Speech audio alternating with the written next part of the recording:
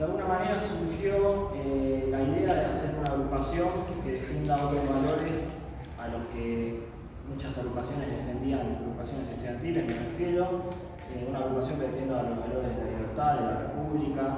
Muchas veces en económicas sucede que a mí me parece por lo menos que hay ciertas teorías que a veces se enseñan como cierta justificación teórica o cierto ropaje ideológico para muchas veces hacer populismo o muchas veces para hacer el desastre del populismo, que en realidad ni siquiera para mí está justificado en ninguna teoría, ¿no? Pero muchas veces me parece que nos cansamos de ver teoría del valor del trabajo, por ejemplo, y vemos poco de la historia monetaria de Estados Unidos del Milton Friedman, qué sé yo, o vemos mucho la inflación estructural o llaman, pero no vemos problemas de información de Hayek o por ejemplo Lucas, los problemas de microfundamentación, ¿no?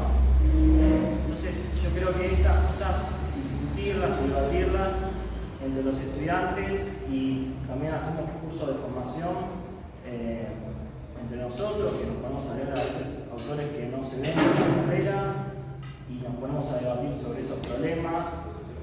Por ejemplo, el problema del sistema de precios, que a veces tampoco te lo cuentan en la carrera o tampoco sale tan fácil, y es tan importante, y muchas veces muchos economistas no lo terminan de entender. Por eso vemos los subsidios cruzados que hay, las tarifas, todo el tema de distorsión de precios que muchas veces no se entiende que los precios son señales para producir y para consumir. Así que bueno, un poco eso es lo que hacemos acá en Económicas. Los invitamos a escuchen la charla, a sumarse. Les vamos a estar pasando esto para que se anoten, esta planchita, y paso a comentarles quiénes van a dar esta charla. Martín Siracusa, que estudió acá en esta facultad, licenciado en Economía por esta facultad, tiene Finanzas también por la UBA, ex subsecretario de Gestión Administrativa del Ministerio de Seguridad de la Nación, autor del lado de las leyes del bienestar, Master of Science Development Economics por la Universidad de Sussex, ¿sí? Profesor de la Universidad de Itela en Desarrollo Económico, y también da clases acá en Crecimiento Económico. Y Luciana Caspina, economista de la Universidad Nacional de Rosario, magíster en Economía por la Universidad del SEMA, ha sido economista en jefe del Banco Ciudad, es diputado nacional por la provincia de Santa Fe, fue presidente de la Comisión de Presupuesto y Hacienda de la Cámara de Diputados durante el gobierno de Mauricio Macri, y ahora es el vicepresidente. Y también es profesor de macroeconomía y microeconomía de la ITERA. Así que bueno, un poco futuro ministro. Y futuro ministro de Economía.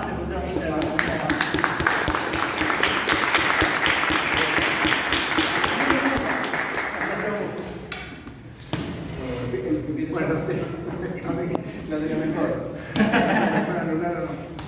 Bueno, arranco yo, así yo también lo quiero escuchar, Luciano.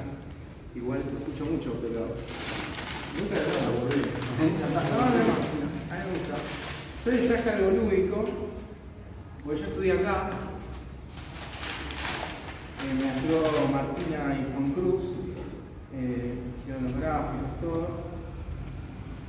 No nos andaban impresoras, pero ya lo pudimos resolver. Ya podemos gobernar.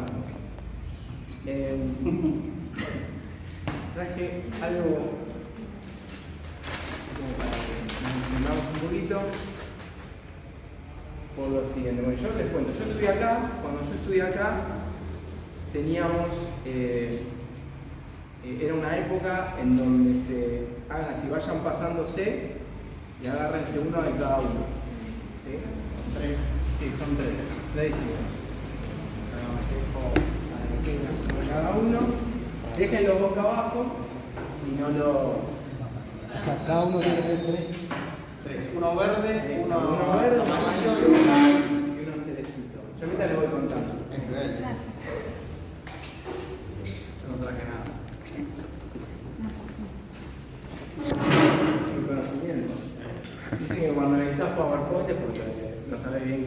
decir. Pero, bueno, la idea, o sea, cuando yo estoy acá, nosotros teníamos otro conflicto. El conflicto era que la mayoría de los profesores eran todos neoclásicos y el problema nuestro era encontrar profesores heterodoxos. Todo lo opuesto que pasa ahora. Entonces nos anotábamos con los profesores más disruptivos y los disruptivos eran los marxistas. Entonces lo que nosotros buscábamos era buscábamos anotarnos con esos profesores que te decían algo diferente y que eso diferente muchas veces eran teorías marxistas. Ahora, lo que nos pasaba con algunos profesores, que yo creo que ya no dan clases, es que los marxistas, con tal de criticar a los neoclásicos, te terminaban explicando mucho mejor la teoría neoclásica que los propios profesores que te tenían que dar micro, que te daban la macroclásica. Entonces yo recuerdo hasta Arita, que no sé si estaba dando hasta Arita, él daba desarrollo económico, un tipo que no es economista, que nunca, o sea, sí es economista de profesión, que sabía un montón, que se sabía el capital en alemán, él estudiaba el capital en alemán, pero que nunca se había recibido de economista. Sin embargo, era un profesor que te explicaba los conceptos de los neoclásicos, quizás mejor que los que lo explicaban los neoclásicos. Entonces después, bueno, con el tiempo evoluciona, yo hoy creo que uno se va moderando, va rescatando lo mejor de cada teoría y en el fondo después va armando sus propias ideas. Yo soy liberal, yo me considero liberal. La primera vez que descubrí que estaba bien ser liberal fue cuando la Fundación Naumann me manda a Alemania. Yo tenía un miedo bárbaro porque en Alemania, imagínate, el partido liberal alemán.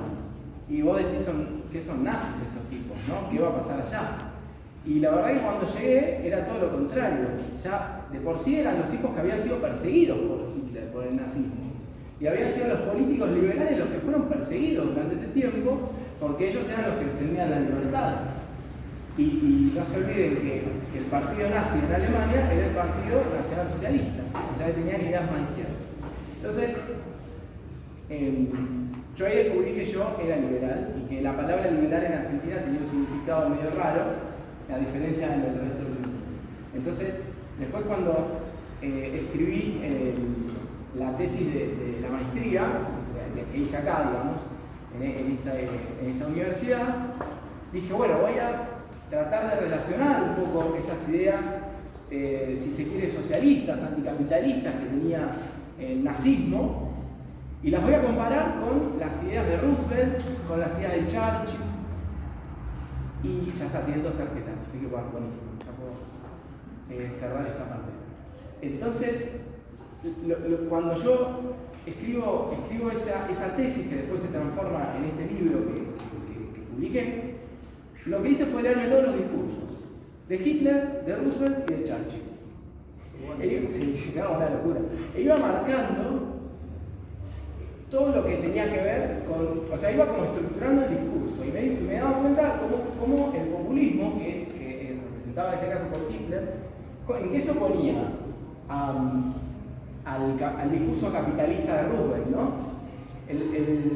El populismo de Hitler te genera un enemigo externo que era justamente todo el occidente que había generado después del Tratado de Versalles toda una serie de castigos contra Alemania y que eran los malvados, ¿no? Esos malvados que estaban castigando a Alemania y que no le permitían todo su potencial.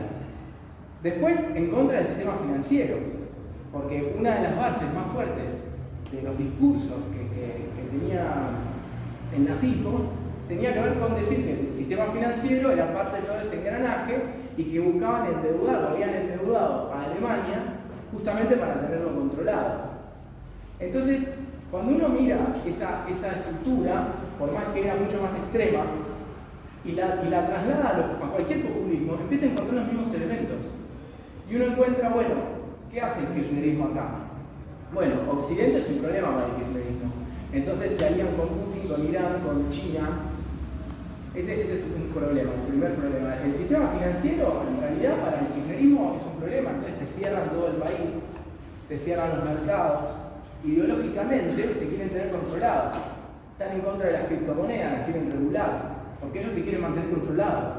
Entonces, fíjense cómo los mismos elementos uno los puede conceptualizar y empezar a rebatir contra los conceptos liberales que te dicen no. ¿Qué decía Rummel? Bueno, Rummel te dice, si vos tenés crédito, es porque sos un tipo confiable. O sea que la confianza te da crédito. O sea que si vos podés tener deuda, es porque sos una buena persona. Y esto se va hasta un lugar religioso del protestantismo estadounidense. Esto lo dice Weber, no es algo mío, pero que tiene que ver con que de alguna manera una persona que le va bien económicamente es porque tiene, digamos, una bendición divina y esa persona le va bien porque es uno de los elegidos, si quiere, de que le vaya bien. Entonces ahí entra un poco la idea de cómo discutir estas cosas, estas ideas populistas que nos han puesto a nosotros en una situación en donde, y este es el objetivo de mi charla, muchos jóvenes se quieren ir del país. Una cosa es irse porque uno dice, che, voy a estudiar, y yo no me fui, dije, voy a estudiar, pero ya tenía pensado que iba a volver. Otra cosa es irse, decir, me voy a trabajar unos años y quiero volver. Ahora, realmente hay una pérdida de esperanza y muchos jóvenes que dicen, no, yo no quiero ir porque acá no tengo futuro. Entonces yo me propuse que en estas 3 tarjetas hay 3 gráficos, yo me tendría que agarrar gracias. Ahí. Y en cada uno hay un iconito con alguno de los temas que yo creo que podemos usar para tratar de convencer a los jóvenes de que no se vayan. De que hay una expectativa optimista en el futuro de la Argentina en términos económicos y lo que tenemos que hacer es ordenar algunas cosas para que esto suceda. Si ustedes toman la primera, que es esta amarilla, van a ver, bueno, tiene unas monedas, ¿no? Si la dan vuelta, van a encontrar un gráfico, que es un gráfico de que es la Cámara de la Construcción. Cámara Argentina de Comercio. La Cámara Argentina de Comercio, y que te muestra la inflación en la Argentina desde el 44 al 2018. ¿Qué nos gusta con Juan Cruz, que hacemos todos estos gráficos? ¿Qué nos gusta? Nos gusta que se va del gráfico. O sea, no podés tenerlo en una hoja porque la inflación fue tan alta en ciertos periodos que se te va el gráfico. No es que nos gusta que pase, nos gusta, digamos, que es muy explícito de lo que nos pasa a nosotros con la Argentina. La desconfianza que genera el problema de la inflación, la pérdida de la moneda y la dificultad de crear una moneda estable. Por mucho le va a dar una cátedra sobre cómo tendríamos que generar una moneda estable, porque él enseña eso además en los posgrados de Vitela, se dedica a eso. Entonces no quiero por ahí explayarme no quiero expoliar nada, que por ahí él va a explicar mucho mejor. Pero sí, me parece a mí que una cuestión que nosotros vemos acá re claro es que durante los 90 hubo inflación, fíjense. ¿No? Este electrocardiograma, en los 90 no tenés inflación. Y en los 90, cuando había convertibilidad, de alguna manera lo que también había era control del déficit, no tenía déficit.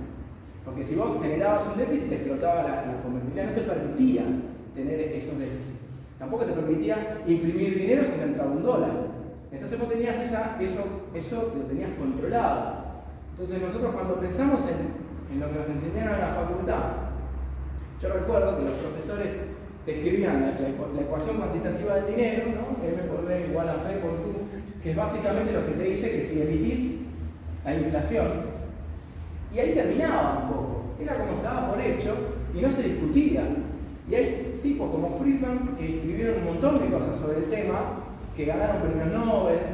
Hay un montón de discusiones alrededor de una ecuación que duró tanto tiempo, ¿no? 2 siglos, y que tiene un montón de contenido. Ahora después, cuando nos íbamos a los profesores marxistas, y ahí yo los voy a convencer de que Marx en realidad es liberal, ellos te explicaban lo opuesto, te explicaban con mucho contenido, con mucha fuerza, ¿no? Entonces,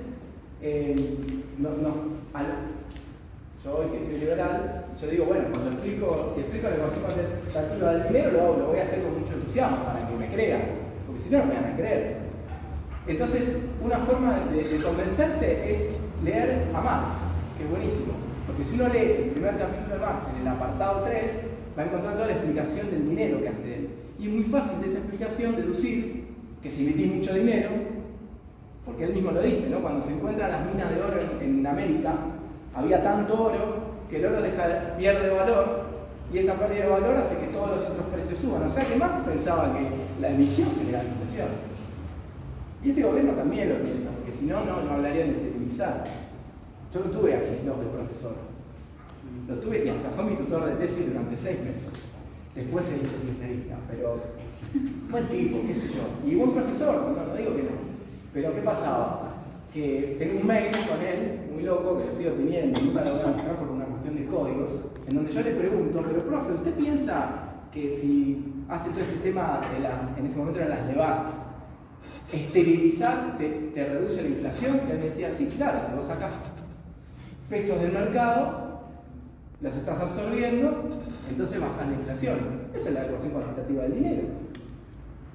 Entonces digo, primer punto, que tanto nos preocupa a todos, primer motivo para quedarse, no es tan difícil controlar la inflación. Tenemos que ser ordenados y tenemos que tener un plan, etc. Y después lo podemos charlar. Pero me parece que ese es el primer motivo, no es imposible. El segundo gráfico es este verde, está verde porque habla de dólares. Y este gráfico lo que muestra. Mira, acá tengo teléfonos.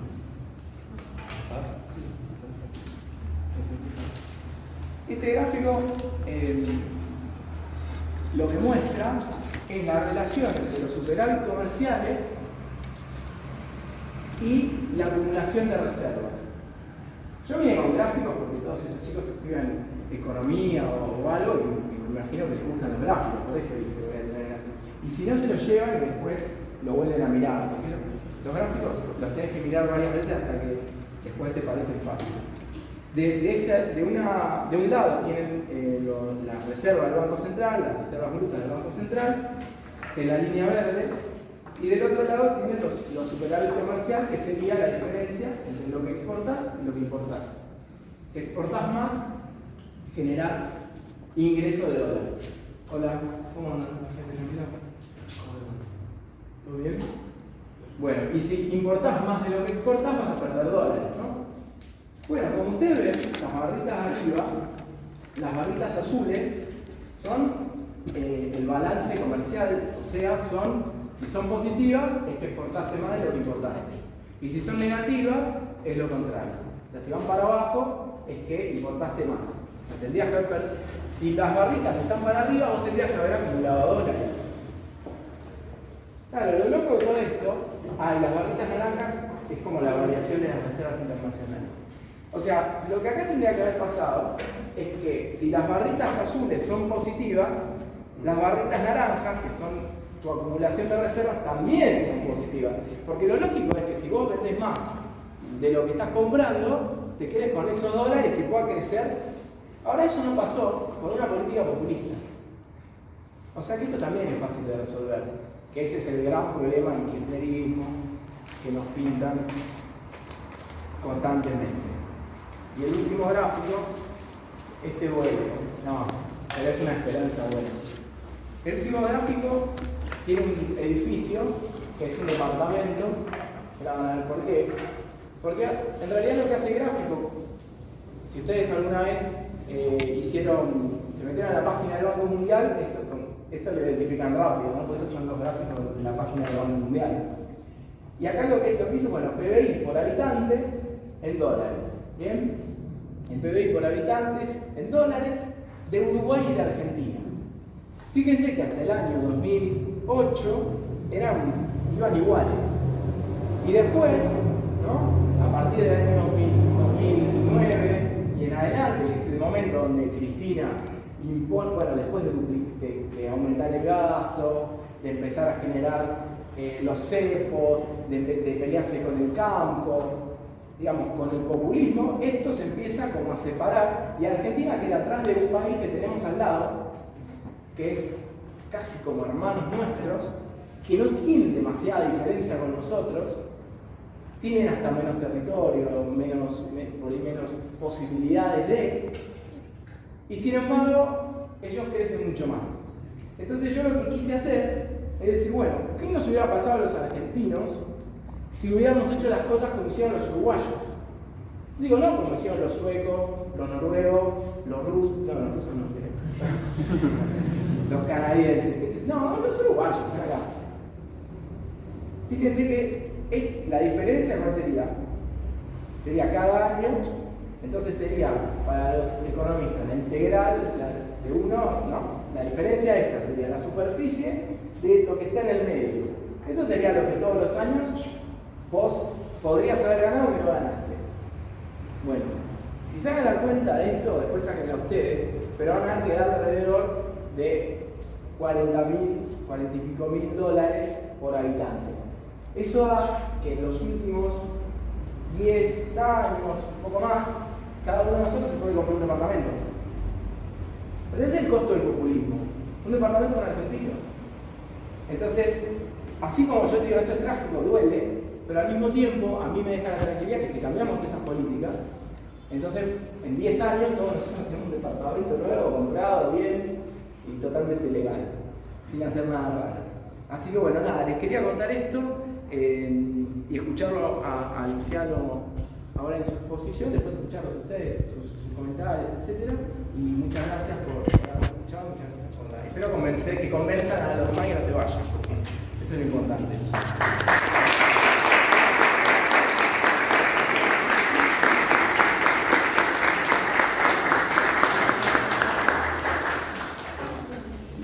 Bueno, gracias Martín, gracias a Somos Libres por la invitación. La verdad que yo tenía pensado hablarles un poquito de poeta. No tengo pizarrón, ¿no? No sé si hay. Si hay. Contarles un poquito de, digamos, hablar un poquito de política, por supuesto, pero a ver, levanten a ver quién son de la carrera de economía acá. La mayoría. Okay. So, vamos a hacer un desvío de las metas de inflación, de las metas de la charla, y les voy a contar un poquito de lo que yo creo que ustedes, digo, pues yo siendo graduado de la UNR me pasé un montón de años. ¿Tenés marcador? ¿Tenés marcador? Dale, eso, gracias. Me pasé un montón de años tratando de entender cosas.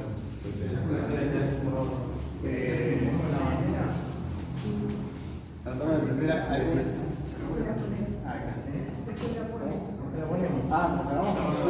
Si querés subirla por arriba y después lo vamos a poner. Digo, pero por ahí, porque están acá después de así. Yo creo que, digamos, es importante que uno tenga algunos conceptos claros. Por eso tienen todos, pero a mí me llevó bastante tiempo, entonces tratar de interpretar todas las cosas, pero digamos, uno puede entender la discusión teórica de la economía con un par de ecuaciones, que son una de las que mencionó Martín, que yo en mi clase muestro la chapa del auto de Milton Friedman, de Estados Unidos, puede ser aquí la chapa, y dice esa M por R para por Q. MBPQ, era la chapa del auto de Milton Friedman, un auto clásico que tenía. Y con esta ecuación, yo la voy a hablar un poquito, se puede explicar bastante se puede más que explicar, se puede entender toda la discusión de política económica entre clásicos, keynesianos, neoclásicos y todo. La segunda, que para mí es importante, es que ustedes sepan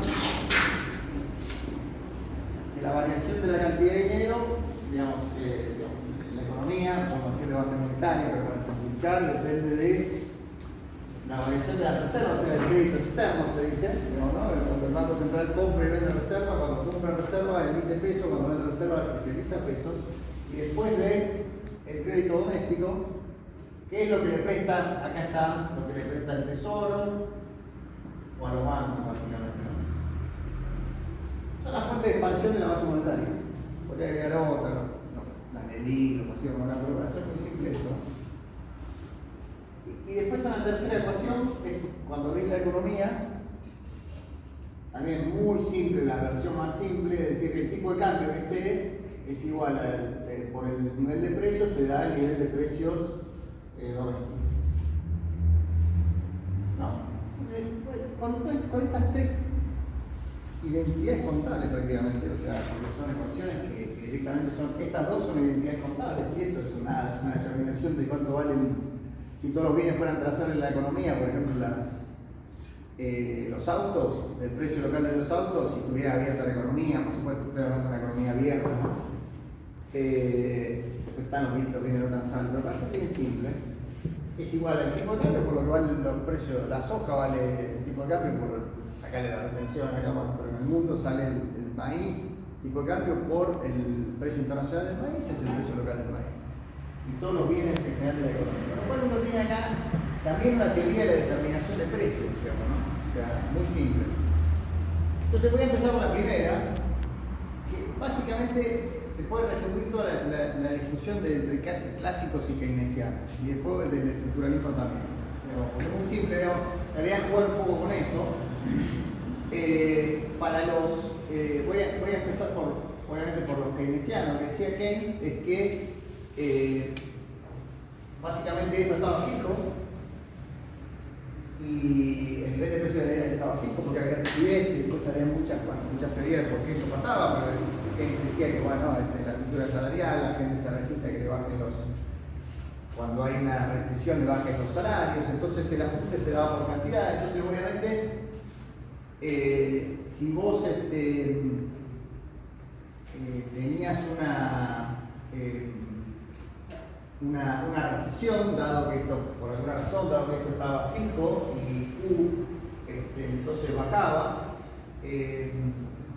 lo que tenías que hacer básicamente, que enseñamos mucho más complicado que esto para que se explicarlo, pero básicamente lo que decía el que enseñamos, dado que esto está fijo, que si vos movías la cantidad de dinero,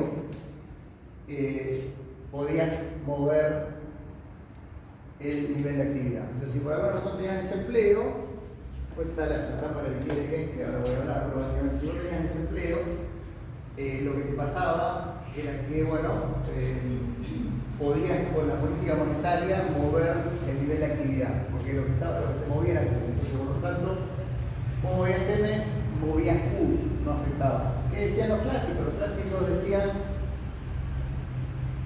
lo contrario. Los clásicos decían, no, en realidad lo que está fijo es Q y lo que se mueve es P. Entonces, esa es la teoría del monetarista. La teoría monetarista es decir, bueno, por una identidad contable, porque hasta acá fíjense que esto, si ustedes lo agarran esto, es básicamente lo que tendrían que hacer es agarrar el PIB nominal de la economía, la cantidad de dinero que dieron por el PIB nominal de la economía, y eso le da 1 sobre B. O sea, es una identidad contable, esto no es que es una teoría. Sobre la identidad contable se construyen las teorías, en función de qué mueve qué, ¿se entiende? ¿Y qué causa qué? Entonces, la discusión entre clásicos y keynesianos era una discusión de acá para acá, de la izquierda a la derecha. O sea, M, me voy a quedar con M porque después obviamente está la cuestión del gasto agregado fiscal, y todo eso, para ser bien simple, quedarme con esta versión, decir, bueno, de acá para acá, uno decía, bueno, yo subo M, sube Q, un keynesiano, ¿cierto? Un clásico te dice, no, subís M y sube P, porque Q está fijo. ¿Qué es la síntesis neoclásica? Se pusieron de acuerdo, muy corto, después de Friedman esto, pero la síntesis neoclásica es decir, mira, un poco tienen razón los dos, en el largo plazo tienen razón los clásicos porque la cantidad de la oferta monetaria está determinada por el producto potencial de la economía y no por lo que pasa con la demanda. En el corto plazo tienen razón los keynesianos, mover la cantidad de dinero te afecta, te puede mover el nivel de actividad, no tanto los precios. Y en definitiva es eso lo que lleva, digamos, a las teorías actuales, por ejemplo, inflation targeting, donde se hace una suerte de síntesis neoclásica, donde dice, bueno, mira, si hay desvío de la tasa de inflación respecto a la meta, tenés que subir la tasa de interés, si el desempleo está por abajo, tenés que bajar la tasa de interés y como regular un poco la velocidad de la política monetaria de forma tal de que se siente cerca del pleno empleo, o sea que Q, estar cerca del Q estrella, que es el Q de pleno empleo, de forma tal de que, digamos, ni te vayas para acá, para abajo del Q estrella, ni esto se te vaya para arriba. Si le das mucho M, durante mucho tiempo, pegás contra el Q estrella y empieza a subir M, que vas del corto a largo plazo, digamos, ¿no? Como si el crecimiento potencial de la economía, hasta acá, el tiempo, de una línea así que depende de la productividad total de los factores, la tasa de inversión, el capital, digamos, cómo crecen todas esas cosas, y después la economía se va moviendo así, digamos, ¿no? Entonces, cuando vos estás por arriba del PIB potencial, empiezan las presiones inflacionarias, o sea, Q se vuelve más rígido. Cuando estás por abajo, si vos bajas la tasa de interés, Q es más flexible porque tiene capacidad excedente para poder aumentar la producción. Y entonces, ¿qué hace? Cuando vos mirás los inflation targets de los países, la tasa de interés, vos ves este gráfico, lo pones horizontal y es básicamente un espejo de la tasa de interés. Cuando está por acá, la tasa de interés baja, cuando está por acá sube, así, ¿no? Esta es la tasa de interés.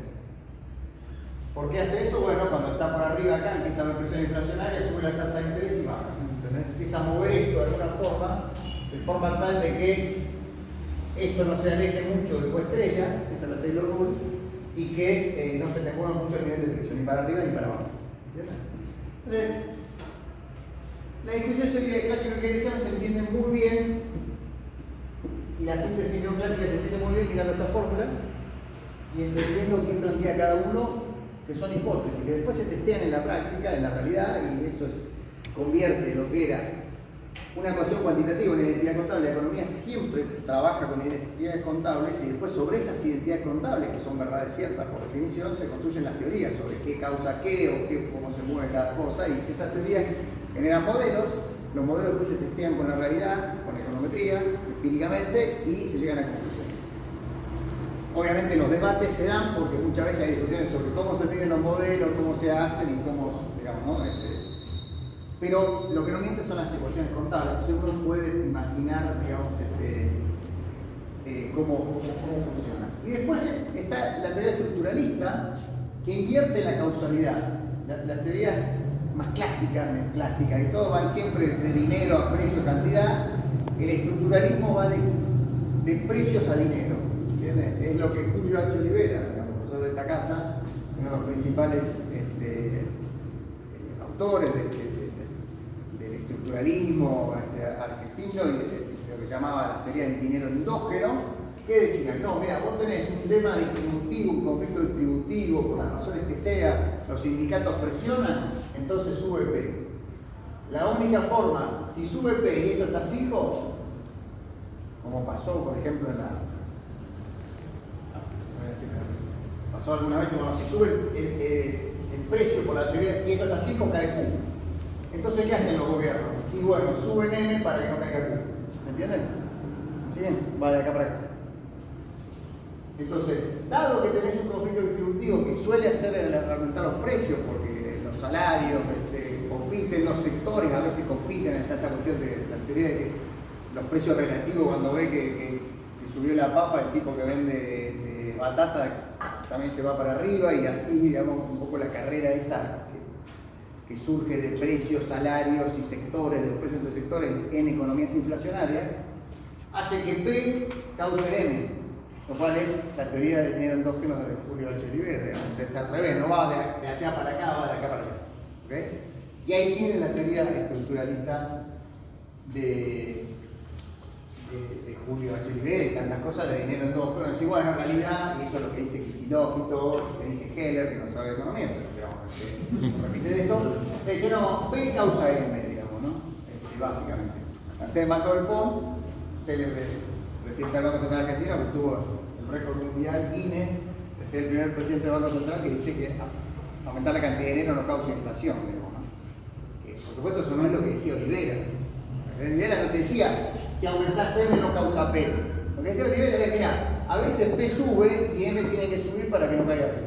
Todo identidad contable hasta acá, ¿no? Todo identidad contable. Acá se interpreta como que aumentar M no aumenta P, lo cual es una verdadera burrada. digamos, porque está claro por identidad contable que si esto más o menos va a estar fijo y esto aumenta 500%, esto no va a aumentar 500%, lo más probable es que esto aumente 500%, eso está claro, ¿no? Ahora, si vos acá tenés una puja distributiva y la de negociación paritaria, lo que sea, te aumentó 40% los salarios, los empresarios lo trasladaron 25% al precio, para que no caiga Q vas a tener que aumentar M y eso es el dinero pasivo, un banco central que convalida el aumento del nivel de precio y la tasa de inflación.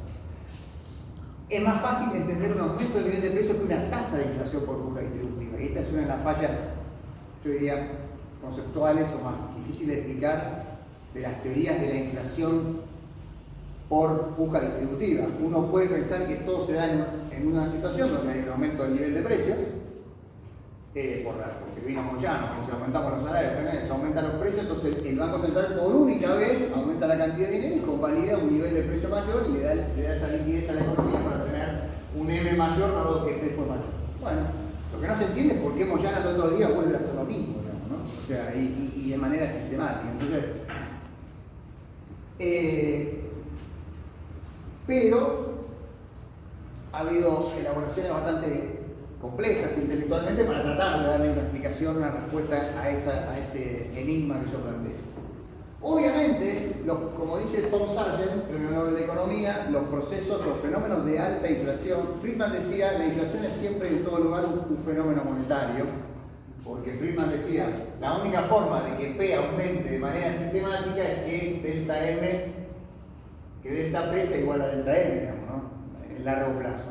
Y vos ponés que fue la teoría de Friedman que vos citaste, que vos ponés el logaritmo a nivel de precio, el logaritmo de la cantidad de dinero en el largo plazo van de la mano, porque, digamos. Pero eso es una identidad contable, ¿por qué? Porque en el largo plazo, pero no sabés qué causó qué a qué, digamos, ¿no? No sabés si fue de precio a dinero, pero los dos van de la mano, digamos. El nivel de precio y la cantidad de dinero es como una novela venezolana, digamos. Se pueden pelear en el corto plazo, pero a largo plazo están todos juntos, ¿no? O sea, la pareja se pelea, pero después termina final feliz, terminan todos juntos. ¿Por qué? Porque no sabemos quién causa qué, pero no puede tener 1.500% aumento de precios si la cantidad de dinero aumentó 1.499 o 1.502. ¿Entendés? Porque si no quiere decir que la demanda monetaria, que es la inversa de B, se movió por alguna razón inexplicable, ¿entiendes?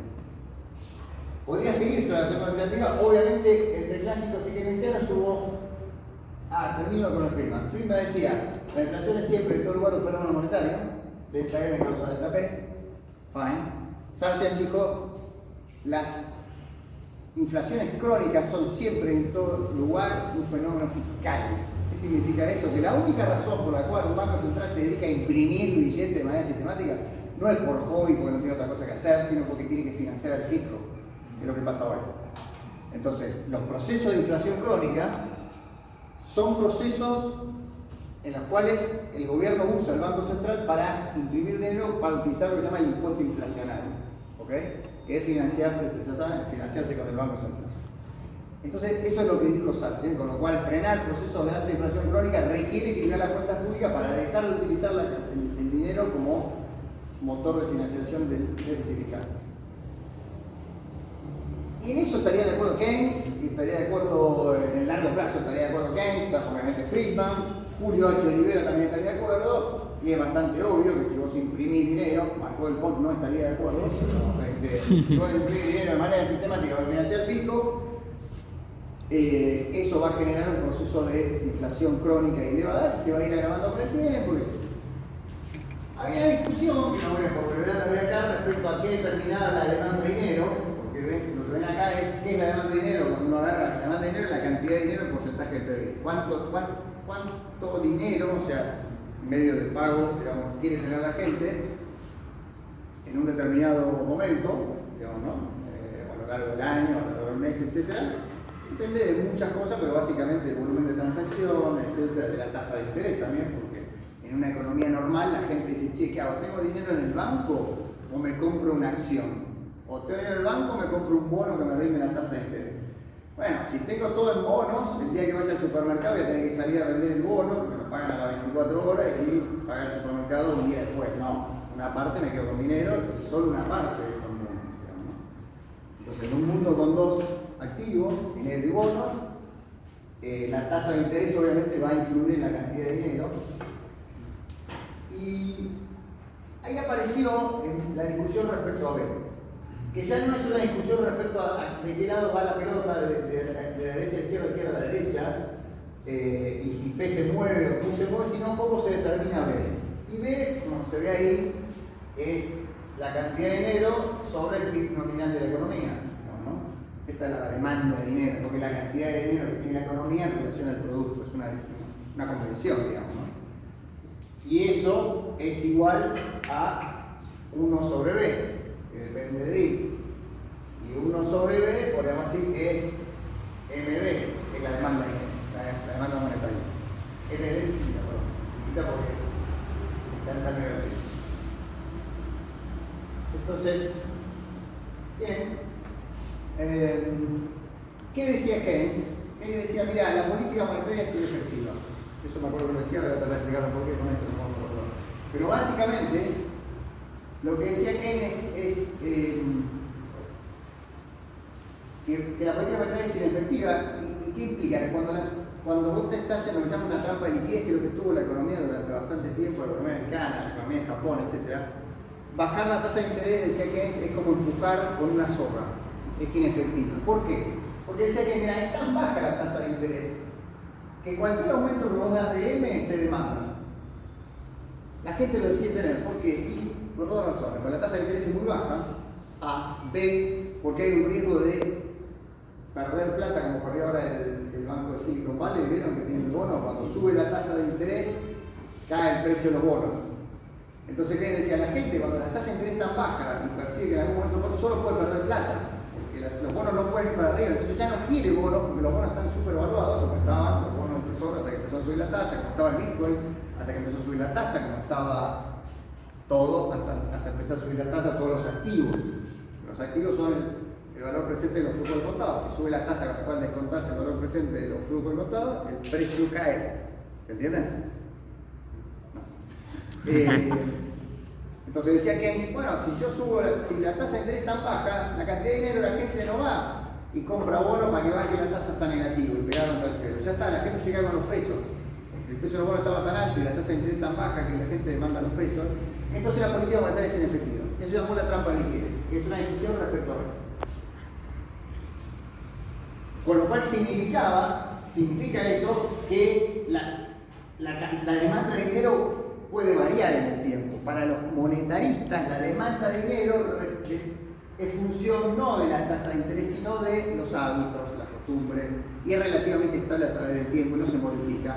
Con lo cual, cuando Keynes decía, mirá que estás en la trampa de liquidez y no puedes hacer política monetaria, porque si haces política monetaria, lo que haces es delta M, y lo que hace es bajar B. ¿Se entiende? En lugar de aumentar P, ya lo perdí con el otro, vamos a vuelta. M por B igual a B por Q. Cuando decía que ¿qué es la trampa de liquidez? La trampa de liquidez sube M y en lugar de subir P o subir Q, no, baja B. Otra vez, una identidad contable convertida en una teoría. ¿Se entiende? Obviamente esa teoría fue bastante cierta en la crisis del 30, donde la política monetaria había bajado las tasas de interés y había llegado en una primera parte de la política monetaria fue contractiva, pero después Keynes argumentó que no alcanzaba con la política monetaria y por tanto lo que había que hacer subir el gasto público para que la demanda empujara a Q. Q estaba muy abajo, Q estaba menor a Q estrella, obviamente. Esto vamos a poner estaba constante, no importa.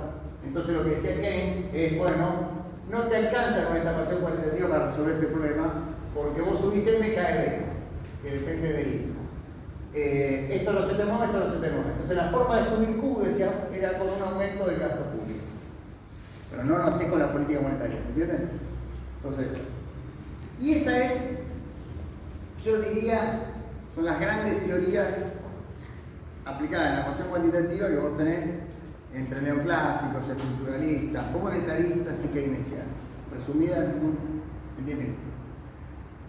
La segunda ecuación importante a mi juicio es cómo se determina la cantidad de dinero en una economía. Porque En definitiva, esta es la forma en la cual se hace política monetaria.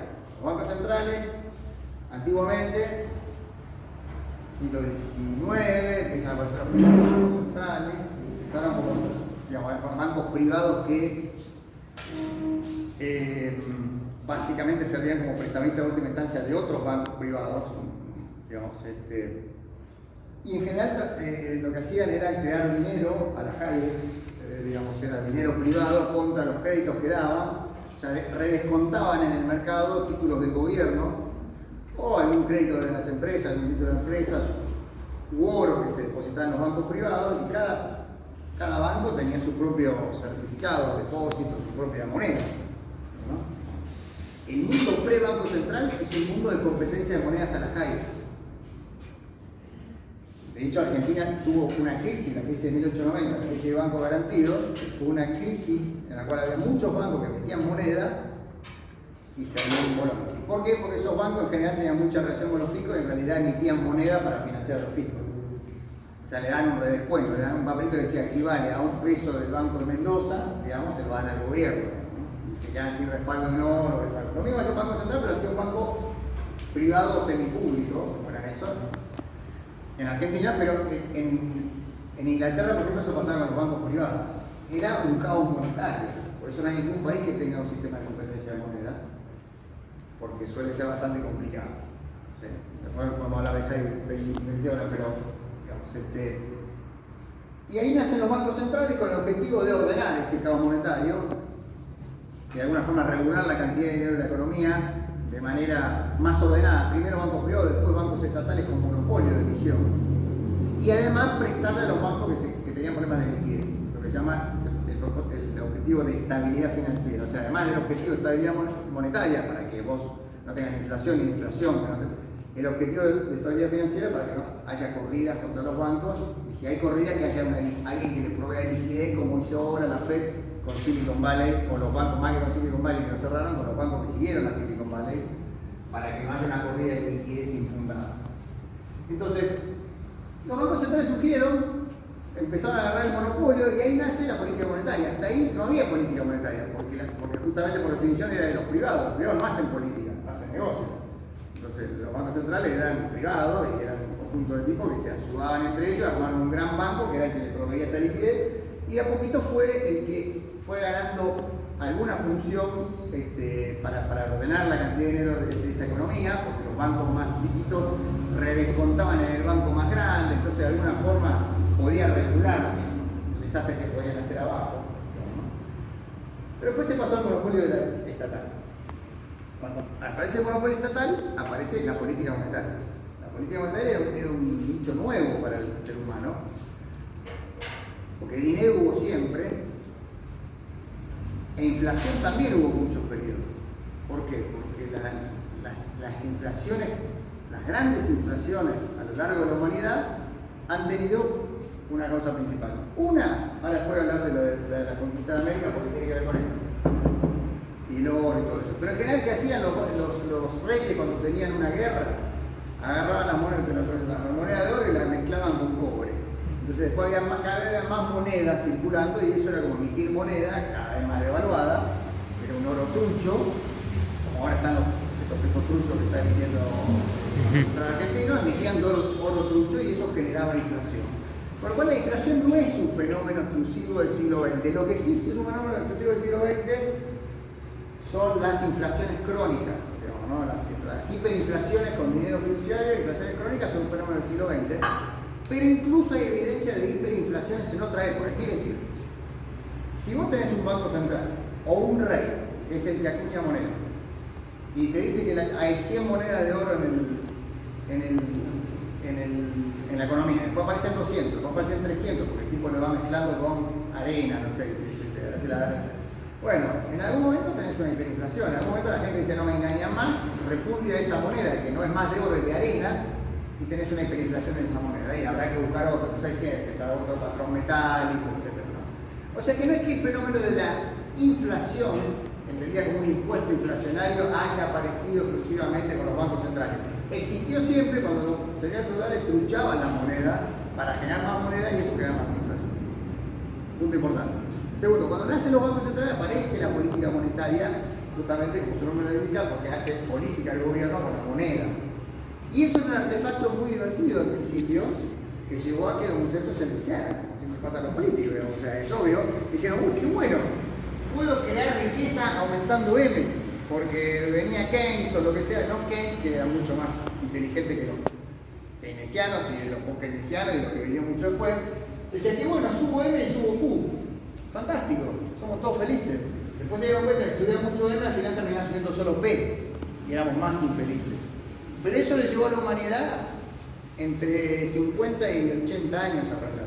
En el medio pasaron todas las hiperinflaciones, no me estoy hablando de las hiperinflaciones posguerra que tienen que ver con el financiamiento de la guerra, sino las inflaciones de Estados Unidos, de los 60, los 70, principios de los 80, obviamente las grandes inflaciones de Latinoamérica, porque acá imagínate, todo lo que agarramos de afuera lo multiplicamos por 1000, la cagada, perdón de la... O sea, no es que la hacemos despacito, hacemos fuerte. Bueno, acá vinimos y dijimos, vamos a hacer keynesianismo, delta M aumenta el Q, listo. Terminamos en una hiperinflación, pero varias hiperinflaciones, porque empezamos a utilizar el Banco Central como forma de financiar el fisco. Los primeros 10 años de nuestro Banco Central, Argentina tenía una tasa de inflación menor a Canadá, Australia y Estados Unidos.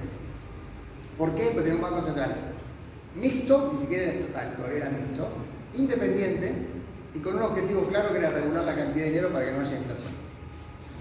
Y la inflación fue más baja que en Estados Unidos. O sea, con lo cual, otro mensaje que le quiero dar, las reglas de funcionamiento del Banco Central sí importan y sí pueden bajar la inflación.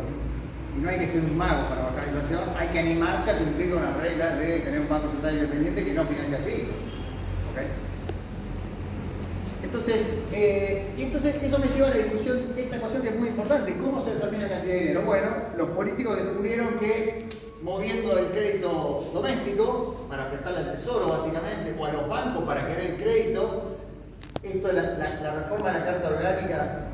En 1946 el Banco Central Argentino se crea en el 35, hubo baja inflación prácticamente hasta los 40, en el 46 se estatiza y en 1949 se cambia el objetivo, en realidad ya empieza antes, pero a partir de acá en 1946 se convierte al BCRA en un Banco de Desarrollo Industrial. ¿Dicho por quién? Por Miranda, que era el presidente del Banco Central, y decía que tenía que ser un Banco de Desarrollo Industrial que iba a financiar el crédito de los argentinos para que el desarrollo industrial sea el verdadero respaldo de la moneda. ¿Qué estaba diciendo Miranda? Estaba diciendo, yo subo M y lo que va a hacer es subir Q. ¿Ok? Bueno, empezó Miranda, en 2 dígitos, después 3 dígitos, después 4 dígitos, bueno, terminamos la hiper, pero esa es la idea es que subiendo M podía subir Q, porque era el desarrollo industrial.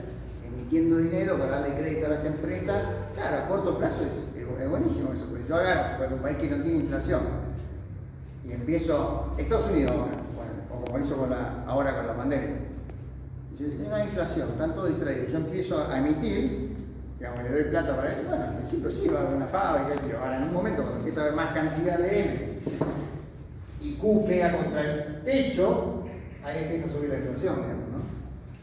Entonces, cuando convierten al Banco Central, en lugar de ser un banco central propiamente dicho, en un banco de desarrollo, empiezan los procesos de alta inflación. Empieza un proceso de alta inflación en Argentina, o de inflación de 2 dígitos, cuando el Banco Central, además de ser un banco de desarrollo, se convierte en la Secretaría de Finanzas del Tesoro. Ya no solo se expandía el delta M por banco, sino que había delta M por tesoro. Y esto medía mucho más que los bancos. Y ahí empiezan los procesos de alta inflación. Entonces empezó delta M causaba P y inflación. Cuando vos tenés un tipo de cambio fijo, flotante, esto es igual a 0, delta R es igual a 0, porque vos no intervenís en el tipo de cambio, ahora abrí la economía. Si intervenís en el tipo de cambio, las reservas no varían porque el dólar sube y baja, pero vos no te metés. Y la única fuente de creación del dinero es el crédito doméstico para el tesoro, para los bancos, a través de descuentos. Esto es lo que hace la Reserva Federal. No, básicamente, prácticamente no interviene en el tipo de cambio, solo regula la cantidad de dinero subiendo o bajando el crédito doméstico. ¿Okay? Y eso te permite explicar cómo se mueve M y cómo M de ahí puede causar esto para acá. ¿No? ¿Qué hace el inflation targeting? Mueve el crédito doméstico para mover M, para que P por Q esté siempre cerca de su nivel de estable, ni mucho desempleo ni mucha inflación. ¿Qué propuso Friedman? La Friedman Rule. Es decir, mira, tenemos que hacer crecer el crédito doméstico, esto, al ritmo de crecimiento del PIB real potencial. Si la Friedman Rule dice, bueno, si la tasa de crecimiento potencial de la economía es 3, y bueno, aumentamos la cantidad delta M al 4% anual y la inflación va a ser 1%. Esa es la Friedman Rule. No hagamos política monetaria. ¿Ok?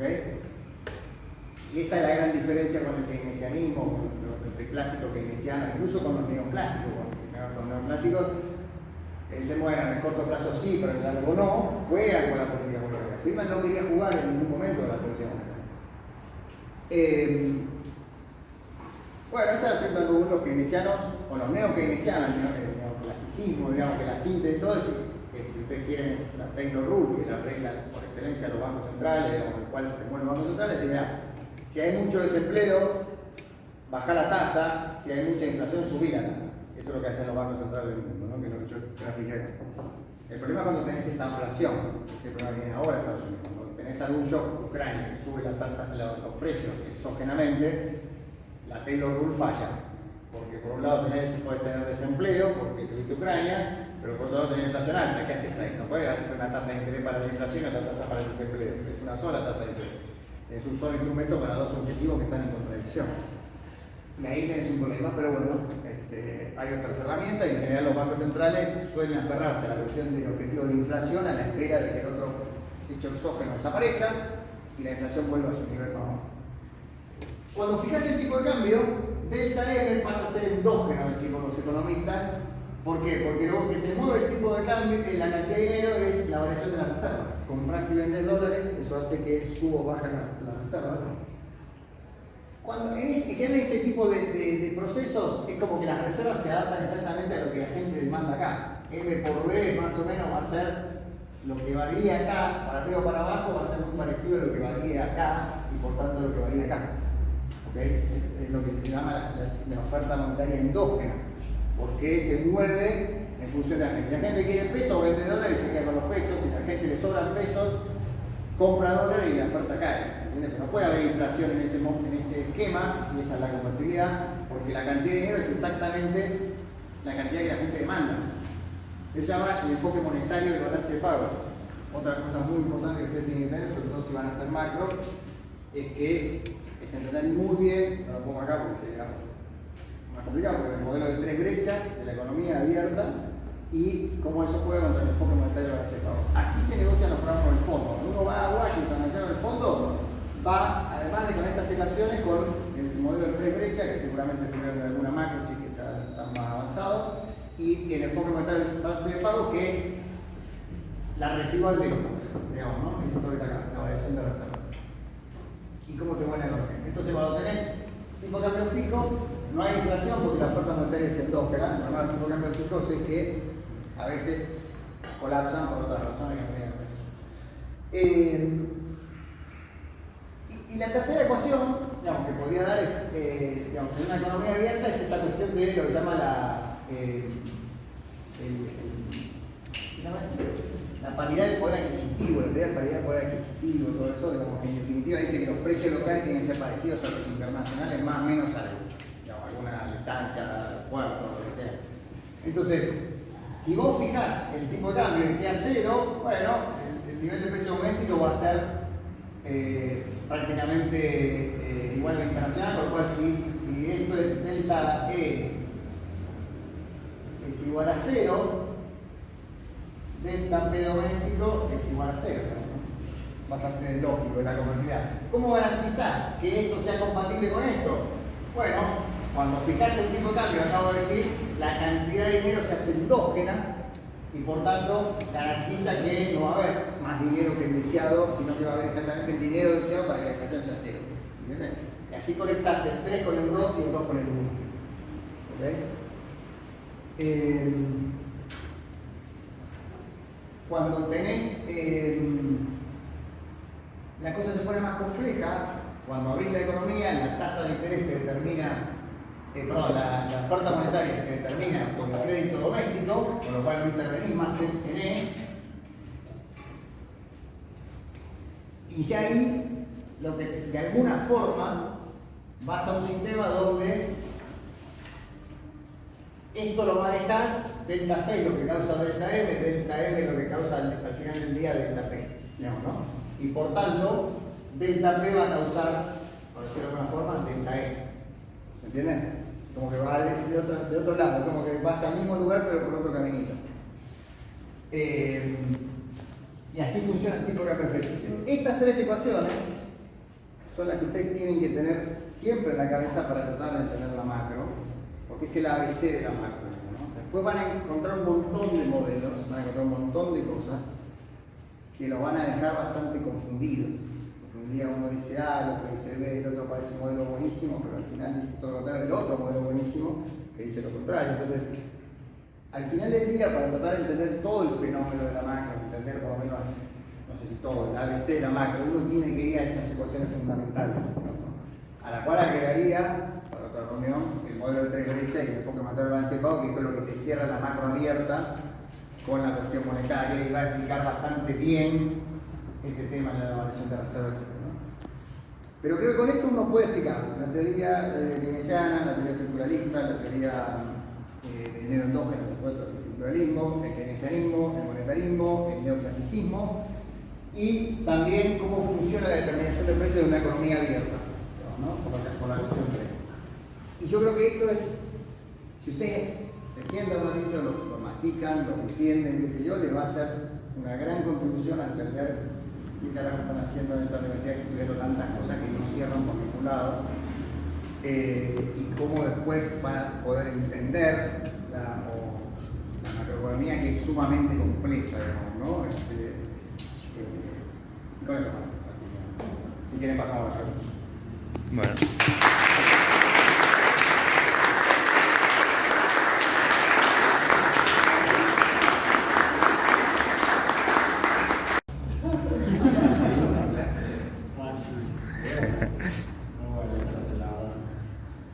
Hay que ponerse a estudiar.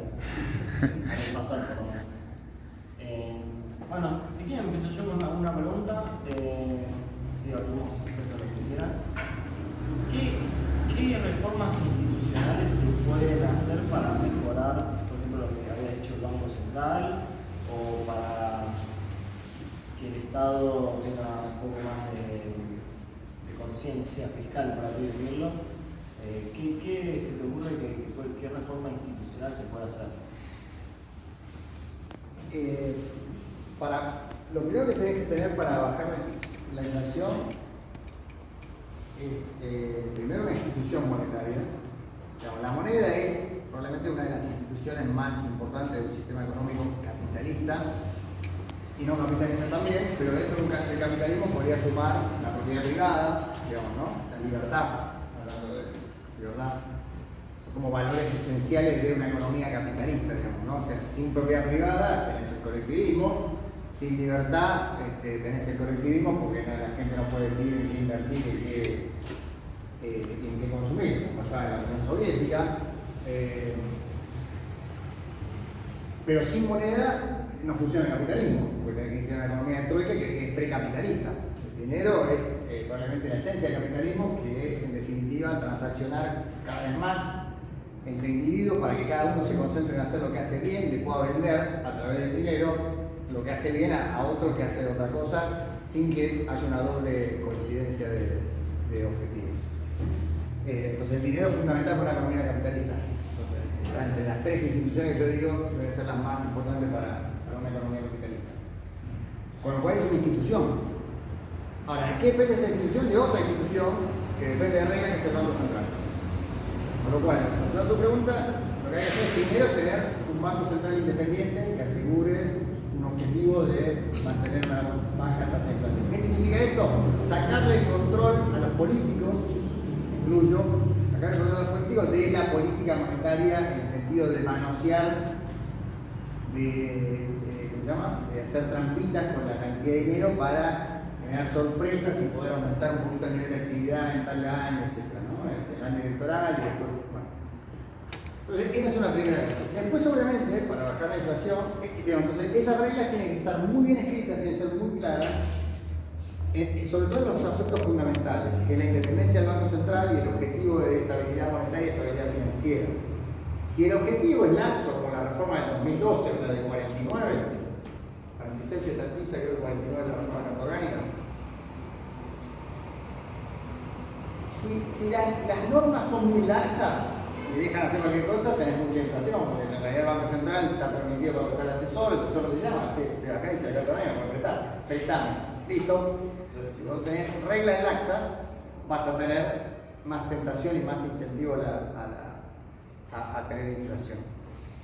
Si vos tenés reglas muy duras, como pasó en la convertibilidad, tenés el otro problema, que estás tan atado de manos que cuando cambian los estados de la naturaleza o cuando tenés contingencia no te puedes adaptar. Entonces, esa carta orgánica, esas reglas tienen que ser unas reglas donde estén claros los objetivos y no tanto los instrumentos. Porque atarte al instrumento te puede poner la economía de sombrero, sea el tipo de cambio, sea la meta de inflación o lo que sea. Entonces, si tu objetivo es eso necesitas que esa reforma esté. Con lo cual, la reforma de la carta orgánica es uno de los temas. Ahora, cuando tenés una inflación de 3 dígitos, no alcanza con reformar solo la carta orgánica, porque si no sería muy simple. Hagamos una ley, por ley se aprecia la inflación. No, se requieren otra serie de condiciones, que es lo que se llama un plan de estabilización.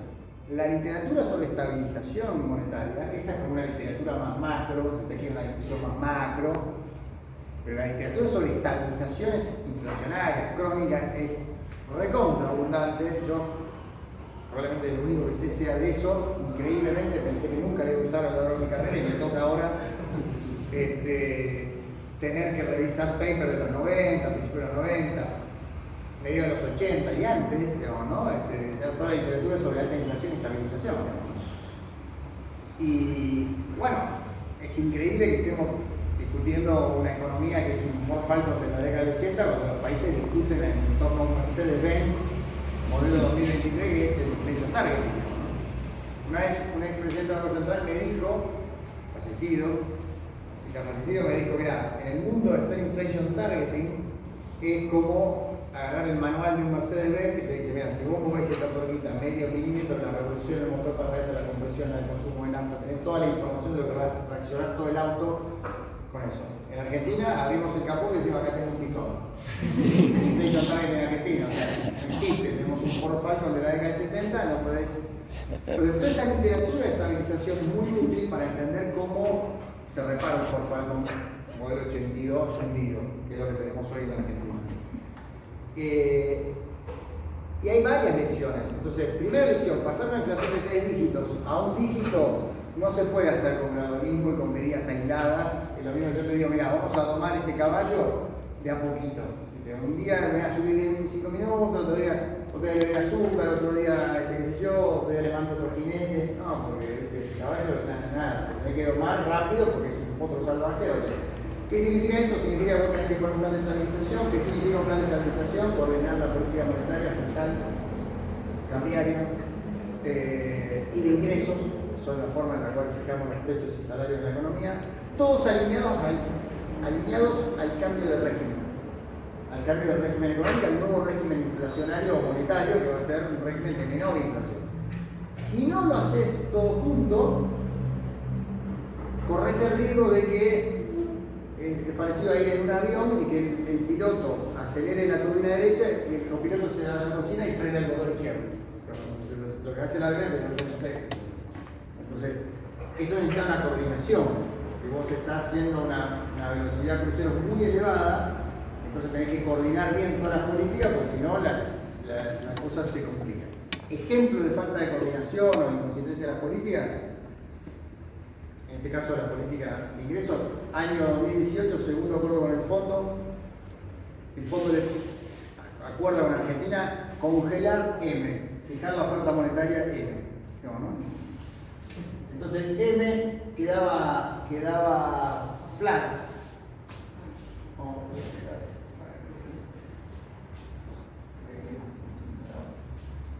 Pero básicamente pasó algo bastante claro, que es otra vez M por N igual a B por Q. Lo que dijo, mira, vos congelar M, pero esto que venía a un delta anual de 50%, esto sería de largo. ¿Por qué sería de largo? Pues hay un fenómeno que se llama inercia inflacionaria, que es un poco la clave de todos los programas de estabilización, cómo frenar la inercia inflacionaria cuando vos parás M, cómo hacer para que esto que viene indexado, viene con todas las expectativas de la gente metida, frene. La inercia inflacionaria, en definitiva, se define así en la literatura. Es la inflación que no está causada por fundamentos, sino por el pasado, por las expectativas del futuro, porque a lo mejor vos M, vos decís que es cero, pero todos decíamos, bueno, pará, si pierde Macri, ahora la 19, si pierde Macri, el delta M sube, el P sube. Entonces también puede ser que suba el P hoy por lo de mañana. Pero no importa. Vamos, entonces viene esto que venía con inercia inflacionaria, seguía acá, porque era como un tren que venía a 100 km por hora, no va a parar de un día para el otro, salvo que hagas algo. ¿No?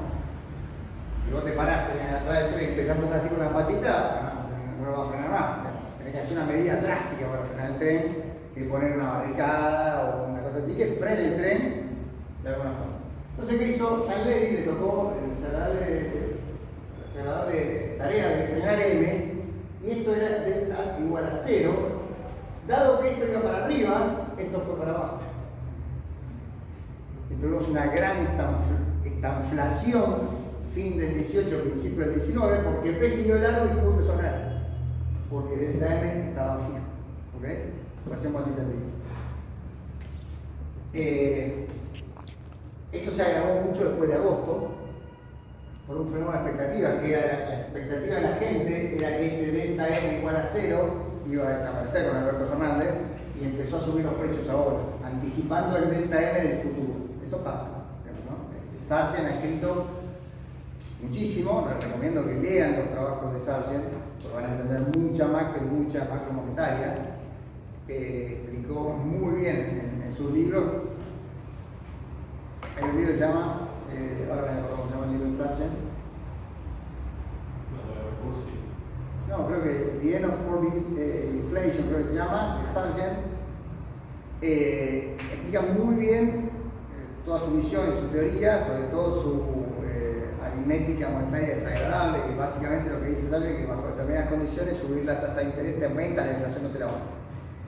¿Qué situaciones? Por ejemplo, hoy en la Argentina. Hoy subir la tasa de interés en la Argentina te aumenta, la inflación no te la baja. ¿Por qué? Porque como el Banco Central paga intereses sobre esa tasa, lo que está haciendo es diferir más emisión monetaria al futuro, y la gente anticipa que va a haber una devaluación en el futuro, más inflación, y sube los precios ahora.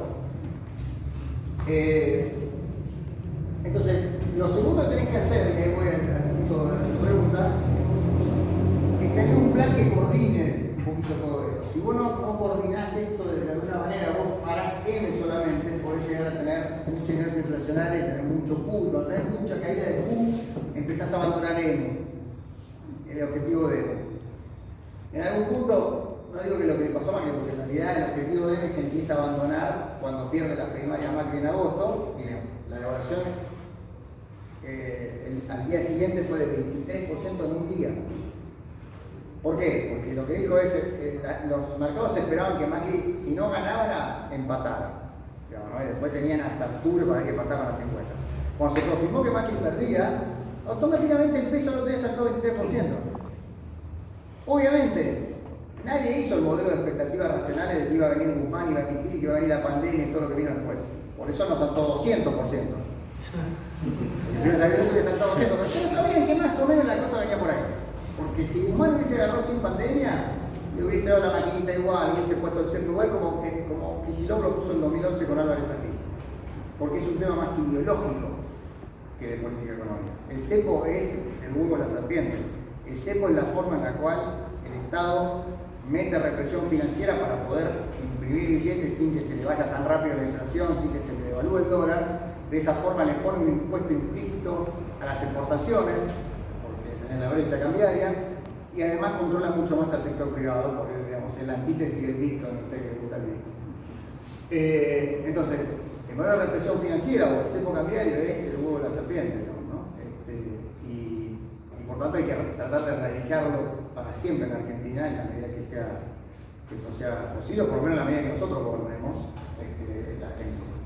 Entonces, ahí viene el plan de estabilización. El plan de estabilización tiene que coordinar los fiscal, con la política de ingresos, que es cómo se fijan los salarios. ¿Qué quiere decir esto? Si vos venís con una pauta salarial de 350 por año, que es lo que vamos a llegar a fin de año, entonces así, bueno, cuando cambia la regla de juego, como ya no nos puedes pedir pidiendo 150 porque eso es incompatible con tu nueva pauta de delta M. Si vos garantizás que delta M va a ser algo parecido al 10%, y los salarios pueden ser 15, pero no 100. Digamos, ¿no? Si los salarios siguen siendo 100, te la pegás de sombrero. Y ahí es donde necesitas un plan de estabilización para bajar inflaciones de 3 dígitos. Con inflaciones moderadas, en general, los abordajes de estabilización son más gradualistas, con inflaciones de 3 dígitos o más, son más de shock.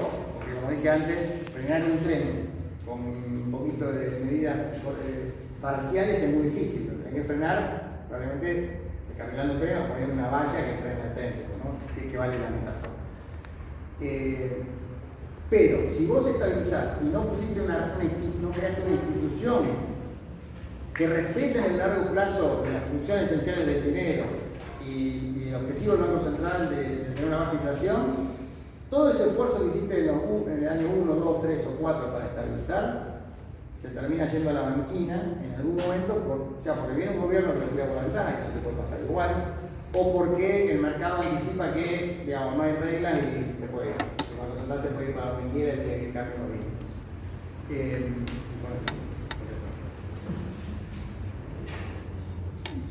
Sí, Luciano, ¿cómo escucharte?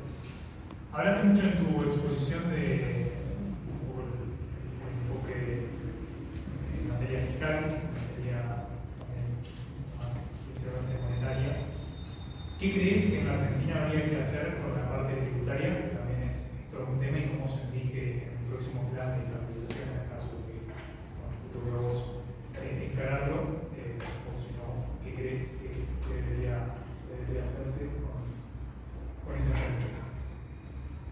El primer objetivo para la estabilización, propiamente dicho, de la macroeconomía es tener equilibrio fiscal. El equilibrio fiscal se puede conseguir con baja del gasto o aumento de impuestos, una combinación de los dos, o mucha baja del gasto y algo de baja de impuestos, es el mix, digamos, ¿no? Pero en definitiva, este es el primer objetivo. Argentina tiene que cambiar su estructura tributaria porque tiene un montón de impuestos distorsivos en la nación y en las provincias. Son impuestos que no están en otra parte del mundo. En general, el mundo cobra IVA, cobra ganancias, cobra impuestos al trabajo, ayuda a menor medida, pero son esos 3 impuestos más o menos, son el core, algunos impuestos internos, por ejemplo, el impuesto al tabaco, el impuesto a los combustibles, por la contaminación, etc. Son impuestos internos que tienen externalidades negativas. Pero lo que no tiene el resto de las economías son la multiplicidad de impuestos distorsivos y que generan seco antiexportador que tenemos nosotros. Por ejemplo, no tienen retenciones. Por ejemplo, no tienen impuesto al cheque. Por ejemplo, no tienen ingresos brutos. Por ejemplo, no tienen bienes personales. Muy pocos los países que tienen bienes personales. Y si tienen, son impuestos al patrimonio neto. Y los que lo han puesto lo han sacado, y son 4 o 5 países de la ONU que lo pusieron ahí alguno en pandemia, pero no hay en general porque es un impuesto distorsivo que castiga el ahorro, que además te genera que los tipos de alto patrimonio se vayan a vivir a Uruguay, etc. Esos son los tipos de impuestos que tenemos que sacar. Cuanto más rápido, mejor, pero hay que sacarlos sujeto al equilibrio fiscal.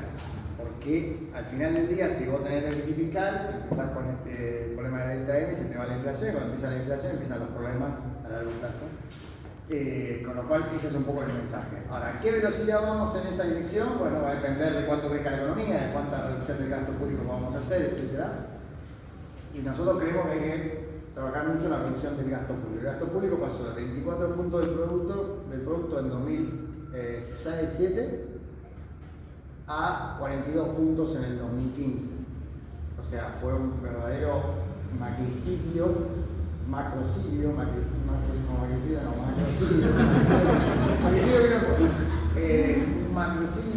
digamos, suicidio macro, no sé cómo, digamos, haber aumentado tanto el gasto público, porque eso llevó a un aumento comunal de la deuda, y después llevó a un aumento comunal de los impuestos para financiar ese gasto público, y eso generó la enorme crisis de deuda, recesión, inflación que tenemos ahora.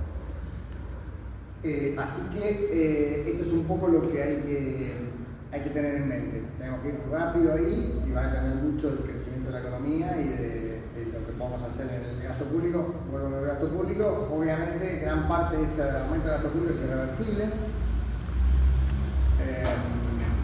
porque responde a leyes, tratado previsional, etcétera, en gran medida, y después hay otras. Y después hay una parte importante del gasto público que se puede revertir. Algunas van a ser con menores transferencias al sector privado, lo cual es doloroso al principio, hasta que la economía se estabiliza y empieza el crecimiento gracias a que estabilizaste lo fiscal. Pasa un tiempo, en esa transición caen los gobiernos o pierden las elecciones, cuando hacen los ajustes que siguen a los desajustes. ¿Qué es lo que le está pasando a este gobierno? Este gobierno no hizo el ajuste, o sea, hizo el desajuste y le está tocando hacer el ajuste.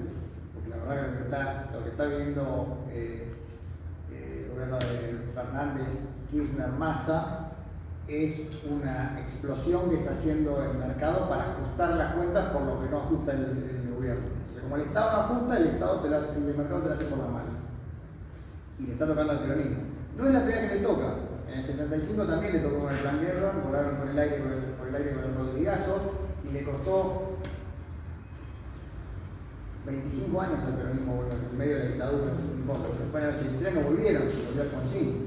No sé si por eso únicamente, pero ese Rodrigazo la gente lo tiene en la memoria, tuvo la memoria de él, le tocó al peronismo, y ahora viene el Rodrigazo de más, el masazo, se le llama, está muriendo el masazo. El masazo no están dando un masazo por la cabeza, porque la inflación en marzo va a ser el 7 y es muy probable que en octubre lleguemos con 10 puntos de inflación mensual. Con una economía poco indexada,